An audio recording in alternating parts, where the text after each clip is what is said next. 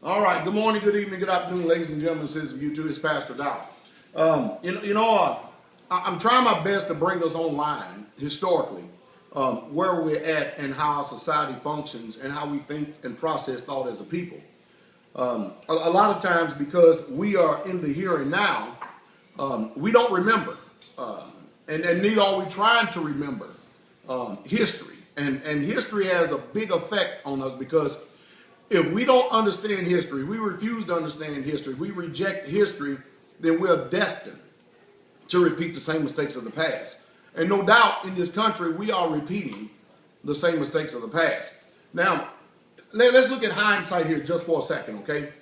If you look at all these ancient cultures, these dynasties, such as the Egyptian culture, the Babylonian Empire, the Egyptian Empire, the Babylonian Empire, the Persian Empire, the Greek Empire, the Roman Empire, and now the European Empire. You know, most people are reluctant to say that because we are here in the here and now. But if we go 300 years into the future, do you know that the people are going to peer back into history and look at America, look at Europe, and this is what they're going to say.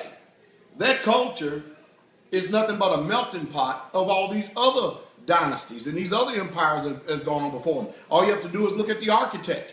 You look at our land mass and look at the architect and stuff. You know, we have so many things that resemble all the ancient pagan, heathen, polytheistic religious influences. And people say, you know, people don't, oh, I don't want to be religious and stuff, but I don't want, regardless of whether you like it or not, it has had a great influence upon the minds of men in the past and even still till today.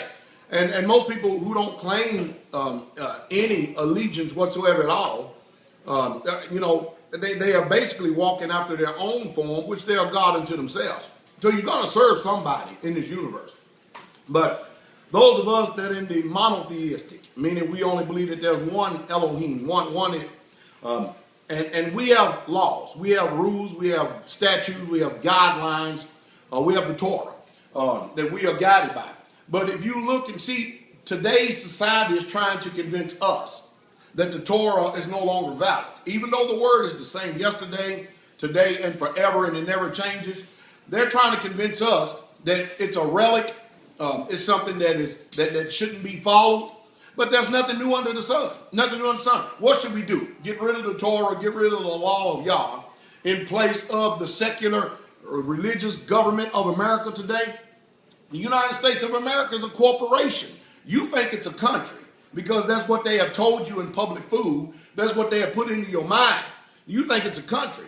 But do some research and find out and check me out and see if I'm lying. See if what I'm saying is so.